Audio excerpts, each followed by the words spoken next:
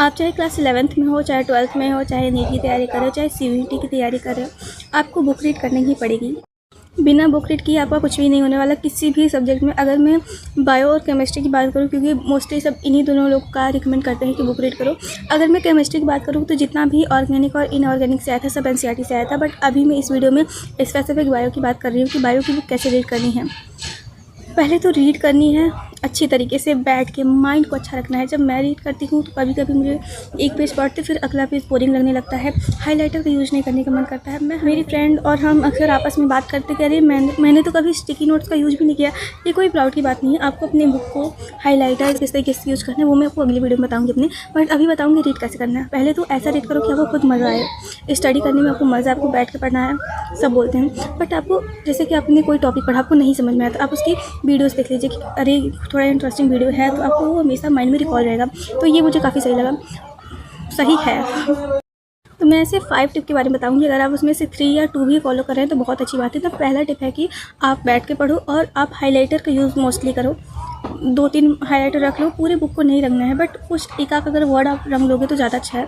कुछ वर्ड होते हैं जो हमें समझ वर्ड होते हैं जो बहुत ही ज़्यादा कन्फ्यूजिंग होते हैं, जो एक ही जैसे दिखते हैं, बहुत सारे होते हैं। जैसे कि आपने ह्यूमन रिप्रोडक्शन में अगर आप पढ़े हों, जो क्लास 11 के बच्चों को नहीं समझ में होगा, तो मैं जस्ट ऐसे एग्जांपल दे रही हूँ कि एक ही वर्ड होता है जो कि सेम ही प्रोनाउंस होते हैं, सेम ही लगते हैं, स्पेलिंग भी मैक्सिमम सेम होती है, तो आप उसे बगल में लिख लीजिए। पूरी बुक को पेन से नहीं लिखना है ना, थोड़ा साफ़ सफाई के साथ भी रखना है, बट ठीक है।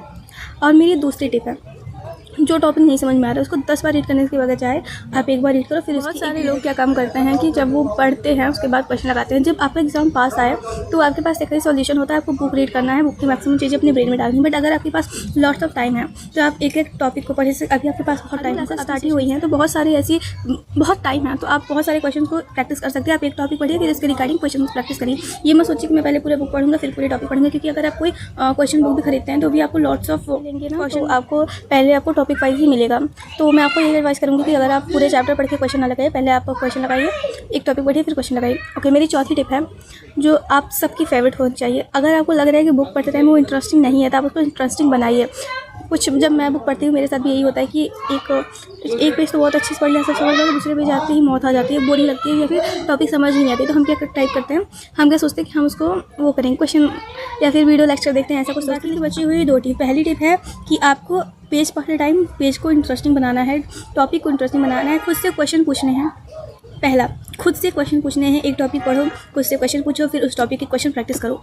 फिर जब अगले दिन या फिर जब भी आपको फ्री मिले एज ए टीचर आप उसको एक्सप्लेन करो, क्योंकि अभी आपके पास बहुत सारा टाइम है, आप कर सकते हो। अगर आप सोचोगे नहीं आज नहीं कल करूँगा, कल के चक्कर में आपका पेपर का कल आ जाएगा पेपर भी ख़त्म हो जाएगा। बट मैं बस आपको यही एडवाइस करूँगी कि आप बस अच्छे से पढ़िए। जब आपको लगे कि बोरिंग लग रहा है तो आप चीज़ों को इंटरेस्टिंग बना के पढ़िए, और उसके बाद मेरे चैनल को सब्सक्राइब करिए, लाइक करिए और शेयर करिए। पता है